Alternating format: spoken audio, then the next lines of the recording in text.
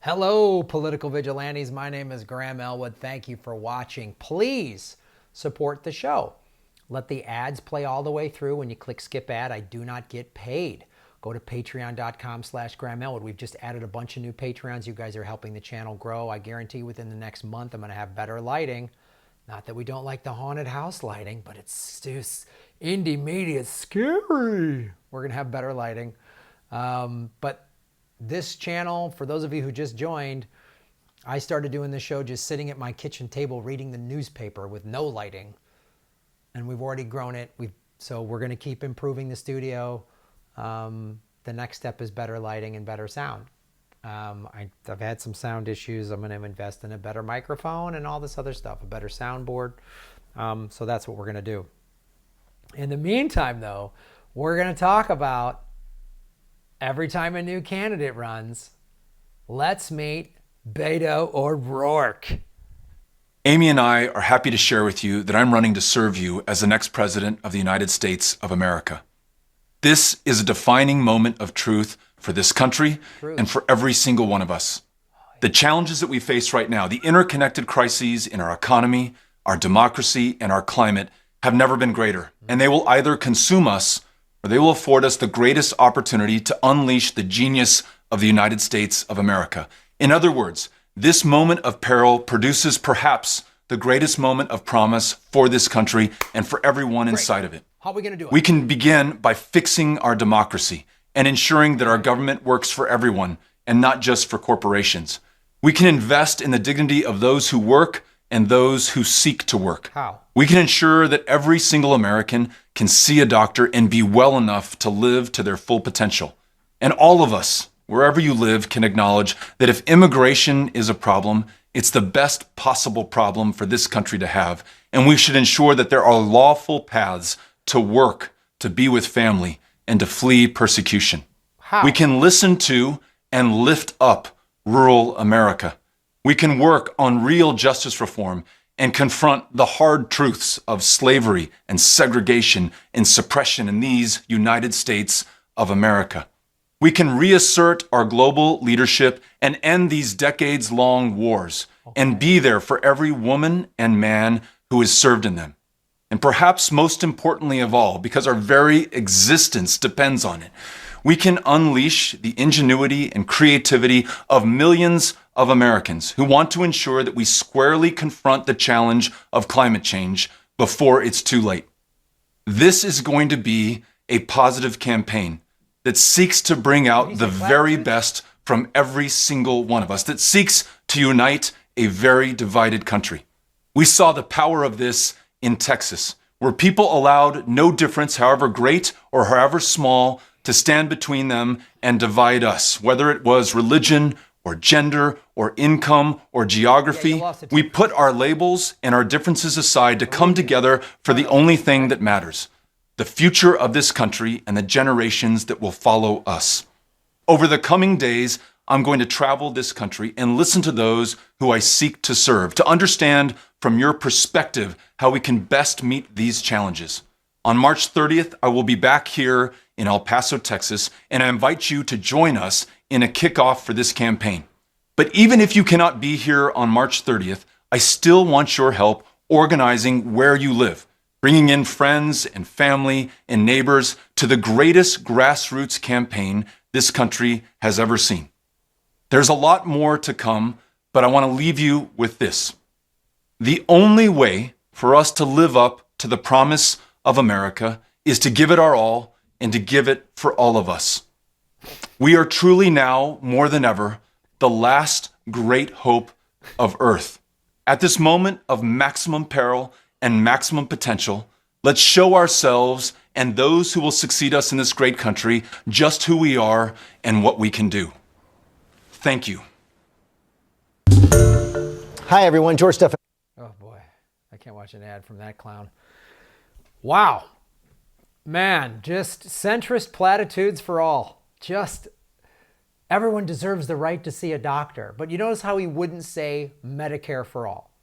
He wouldn't say universal health care. He wouldn't say single payer health. He wouldn't say anything that just says everybody gets free health care. He just says, you deserve to go to a doctor. Well, we need to save the environment. Okay. All the women and men, notice I said women first and men when talking about serving overseas. Okay, great, dude, great.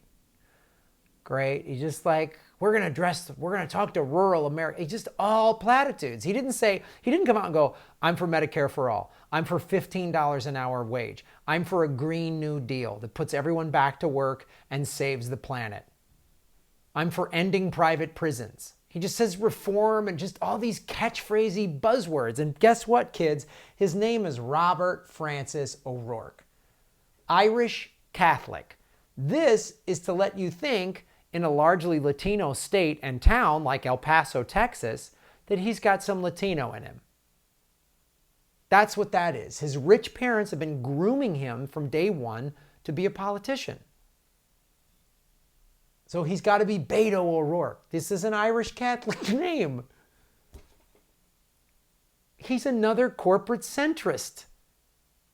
Now, this doesn't mean I hate the Irish, because guess what? I'm Irish. I'm calling him out the same way I call out Kamala Harris. See, when you strip away the bullshit identity politics, Robert Francis O'Rourke. Okay, I'm not Graham William Elwood anymore. That's a little too Irish Anglo-y. I'm going to be Pancho Elwood. Pancho Elwood. There you go. Pancho Elwood, running for office. Muito obrigado. I'm speaking Portuguese. Well, it's not a foreign language. Pancho. Who cares? Where did he get his money from? OpenSecrets.org, gang. This is going to be your best friend throughout this election. I want you to notice something. This is how, and I've talked about this with Kamala Harris. You'll notice no money from the PACs. Okay? No money from the PACs. That's very deliberate. To say, I don't take any PAC money. So we can honestly say that. But then you look at the individuals.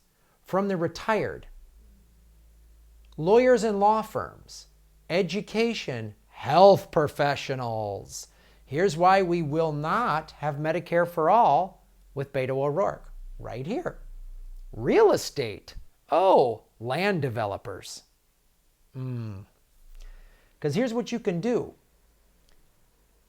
Large donations are where he gets most of his money. Large individual donations. So that means the CEO of a big corporation can give him a huge check, which then says, look, man, I donated 50 grand to your campaign or whatever, 20, 50, whatever. So we need you to kind of go this way and maybe not that way. You can talk climate change and Green New Deal just the way, look at Pelosi. Green New Deal, yay, we're going to do it. They're going to water it down and make sure that the oil lobby gets taken care of. That's what little Robert Francis is going to do here. Okay, Bob Francis, Robert Francis O'Rourke.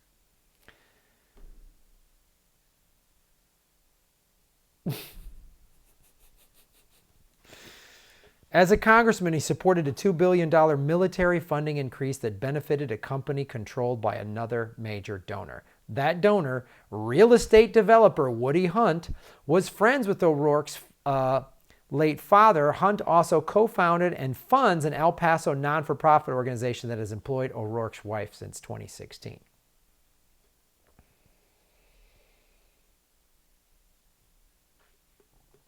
Real estate developer. Real estate. Hey, one guy gave a bunch to his campaign. O'Rourke, because of his charisma, can kind of pull off some of this behind-the-scenes power peddling, said El Paso historian and activist David Romo, who has long opposed the business community's push to redevelop downtown. Oh, redevelop downtown. That sounds like gentrification. He was the pretty face in the really ugly gentrification plan that negatively affected the most vulnerable people in El Paso. Man, do I see that crap in LA. We have a glaringly horrible homeless problem. We have out-of-control rents. And yet they keep building new condos and high-end apartment complexes, many of which are not even at capacity. There are more empty apartments in Los Angeles than there are homeless people. But they can't put the homeless people in there. They got to charge $3,500 or $4,000 for a one-bedroom. Where else has he gotten his money from? Oh, look at that. By accepting oil money, Beto O'Rourke broke a promise to environmentalists. This came out in December from Sophie Weiner. Guess who did some research? David Sirota. He just Googled top 20 receivers of oil money. Ted Cruz, who he ran against, Beto O'Rourke. Something I didn't know, Beto O'Rourke is the #2 recipient of oil gas industry campaign cash in the entire Congress. December 2nd, 2018. He ran against him in a senatorial race and lost. He couldn't beat Ted Cruz. Got oil money. How did he get the oil money? Oh, some retired people just donated to him. See how this works? I'm a retired oil CEO, but I still have stock in that company or whatever. And you see how they get around it? A law firm that represents a big oil company. Come on. God, it's another fake progressive. Guys, every time one of these clowns runs for office, we're going to call them out. We're going to find them because we know it's bullshit. Oh, Robbie, little Robbie Frankie, Bobby Francis O'Rourke. Don't fall for the Beto, kids. Come to the vigilante for the truth because you're all making Gotham great again. Join us on the road for a progressive comedy tour show. Go to GrahamElwood.com for all of my tour dates. Thank you for watching.